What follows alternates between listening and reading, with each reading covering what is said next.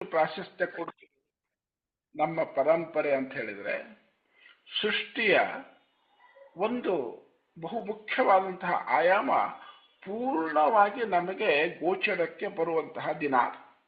ಚಂದ್ರ ಉಳಿದೆಲ್ಲ ದಿನಗಳಲ್ಲಿ ನಮಗೆ ಅಪೂರ್ಣವಾಗಿ ಕಾಣಿಸ್ತಾನೆ, ಹುಣ್ಣಿಮೆಯ ದಿನ ಪೂರ್ಣವಾಗಿ ಕಾಣ್ತಾನೆ. ಸೊ ಇದರಲ್ಲಿ ಒಂದು ಸಂದೇಶವೂ ಇದೆ, ಒಂದು ನಮಗೆ ಮನನ ಮಾಡುವುದಕ್ಕೆ ಸಂಗತಿಯೂ ಇದೆ. ಸೊ ಪೂರ್ಣವಾಗಿರುವುದೆಲ್ಲವೂ ಸುಂದರವಾಗಿರ್ತದೆ ಅಂತ. ಸೌಂದರ್ಯ ಅಂದ್ರೆ ಏನು ಅಂತ ಯಾರಾದರೂ ಕೇಳಿದರೆ, ಯಾವುದು ಪೂರ್ಣವಾಗಿರ್ತದೆ, ಯಾವುದು ಸಾಮರಸ್ಯದಿಂದ ಕೂಡಿರ್ತದೆ, ಅದು ನಮ್ಮ ಮನಸ್ಸಿಗೆ ಆಧ್ಯಾತ್ಮಿಕ ಆನಂದವನ್ನು ಕೊಡ್ತದೆ. ಹಾಗಾಗಿ ಅದನ್ನು ನೆನಪು ಮಾಡ್ಕೊಳ್ಳಿ. ಇವತ್ತು ಪೂರ್ಣಿಮೆ ಅಂತ ಹೇಳಿದ್ರೆ ಪೂರ್ಣವಾದಂತಹ ದಿನ, ಅಥವಾ ಚಂದ್ರ ಪೂರ್ಣಗೊಂಡಿದ್ದಾನೆ, ಅವನ ಜೊತೆಗೆ ನಾವು ಕೂಡ ಪೂರ್ಣಗೊಳ್ಳಬೇಕಾದಂತಹ ದಿನ ಅಂತ ನೆನೆಸಿಕೊಂಡ್ರೆ ನಾವು ಆಧ್ಯಾತ್ಮಿಕ ಪ್ರಗತಿಯಲ್ಲಿ ಮುಂದುವರಿತೀವಿ. ಬಹುಶಃ ನಾವು ಋಗ್ವೇದದ ಕನ್ಕ್ಲೂಡಿಂಗ್ ಮಂತ್ರ ಅಂತ ಹೇಳ್ತೀವಿ, ಕೊನೆಯ ಮಂತ್ರಗಳು. ಅದರಲ್ಲಿ ಸಂಪೂರ್ಣವಾಗಿ ಮನುಷ್ಯ ತನ್ನನ್ನು ತಾನು ಬೆಳೆಸಿಕೊಂಡು, ತನ್ನ ಸಮಾಜವನ್ನು ಬೆಳೆಸಿಕೊಂಡು, ತನ್ನ ದೇಶವನ್ನು ಬೆಳೆಸಿಕೊಂಡು, ಹೀಗೆ ಇಡೀ ಮನುಕುಲದ ಸುಖ, ಸಂತೋಷ ಮತ್ತು ಆನಂದಕ್ಕೆ ಕಾರಣವಾಗುವಂತಹ ಆ 3 ಮಂತ್ರಗಳಿದ್ದಾವೆ. ನಿಮ್ಮಲ್ಲಿ ಅನೇಕರಿಗೆ ಆ ಮಂತ್ರಗಳು ಗೊತ್ತೇ ಇರ್ತವೆ.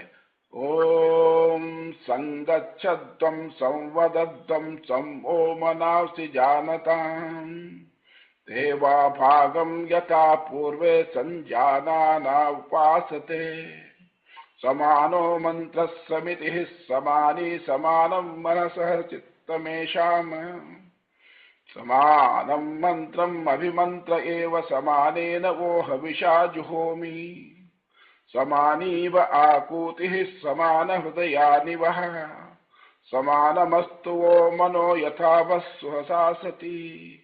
ಈ ಮಂತ್ರ ನೀವು ಅನೇಕ ಸಾರಿ ಕೇಳಿ ಇದ್ದೀರಿ ಮತ್ತು ನಿಮ್ಮೆಲ್ಲರಿಗೂ ಈ ಮಂತ್ರದ ಅರ್ಥನೂ ಗೊತ್ತಿರಬೇಕು. ಇದರ ಒಟ್ಟಾರೆ ಏನಂತ ಹೇಳಿದ್ರೆ, ಮನುಷ್ಯರೆಲ್ಲರೂ ನಾವು ಒಂದೇ ಬಗೆಯಲ್ಲಿ ಯೋಚನೆ ಮಾಡ್ತೀವಿ, ಒಟ್ಟಾಗಿ ಮುಂದುವರಿತೀವಿ, ಯಾವುದೇ ಬಂಧನಗಳಿಲ್ಲದೆ, ಯಾವುದೇ ಆತಂಕಗಳಿಲ್ಲದೆ, ಯಾವುದೇ ಭಯವಿಲ್ಲದೆ ನಮ್ಮ ಸಂಬಂಧಗಳು ಸಂವರ್ಧನೆ ಆಗ್ತಿರಲಿ.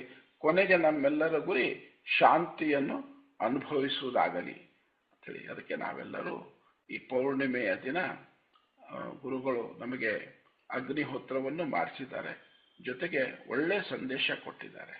ಅಂದರೆ ಪಾಪ ಪುಣ್ಯ, ಇನ್ಫ್ಯಾಕ್ಟ್ ಈ ಪಾಪ ಪುಣ್ಯ ಅಂದ್ರೆ ಏನು, ಎಲ್ಲೋ ಒಂದು ಕಡೆಗಿದೆ ನರಕ, ಅದು ಹಿಂದೂ ಕಾನ್ಸೆಪ್ಟಲ್ಲಿ ನರಕ, ಸ್ವರ್ಗ ನರಕ ಕಾನ್ಸೆಪ್ಟ್ ಇಲ್ಲ.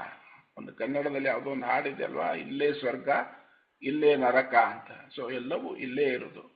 ಪಾಪ ಮಾಡಿದರೆ ನರಕ, ಪುಣ್ಯ ಕೆಲಸಗಳು ಅಂದ್ರೆ ಇನ್ನೊಬ್ಬರ ಮನಸ್ಸಿಗೆ ನೋವಾಗದಂತೆ, ಇನ್ನೊಬ್ಬರ ಮನುಷ್ಯರಷ್ಟೇ ಅಲ್ಲ, ಇಡೀ ಪ್ರಾಣಿಕುಲಕ್ಕೆ ಎಷ್ಟು ಸಾಧ್ಯ ಆಗುತ್ತೋ, ನಮಗೆ ಗೊತ್ತಿಲ್ಲದೆ ಕೆಲವು ನಡೀತವೆ. ಆದರೆ ತಿಳಿದು ಇನ್ನೊಬ್ಬರಿಗೆ ಶಾರೀರಿಕವಾದ ಮಾನಸಿಕವಾದ ಹಿಂಸೆಯನ್ನು ನೀಡದೆ ನಮ್ಮ ಬದುಕನ್ನು ಚಂದ್ರನಂತೆ ಪೂರ್ಣವಾಗಿ, ಸೌಂದರ್ಯವಾಗಿ, ಶೀತಲವಾಗಿ ನಡೆಸಿಕೊಂಡು ಹೋಗುವುದು ಈ ಪ್ರತಿ ಪೂರ್ಣಿಮೆಯ ಸಂದೇಶ. ಮಾಸಿಕವಾಗಿ ಬರುವಂತಹ ಈ ಸಂದೇಶವನ್ನು ನಾವು ನೆನಪು ಮಾಡಿಕೊಳ್ಳೋಣ. ಗುರೂಜಿಯವರಿಗೆ ಮತ್ತೊಮ್ಮೆ ಇಷ್ಟು ಒಳ್ಳೆಯ ಮಾತುಗಳನ್ನು ನಮಗೆಲ್ಲ ಹೇಳಿದಕ್ಕೆ ನನ್ನ ಧನ್ಯವಾದಗಳನ್ನು ಅರ್ಪಿಸ್ತೇನೆ. ನಮಸ್ಕಾರ. ನಮಸ್ತೆ ಸರ್.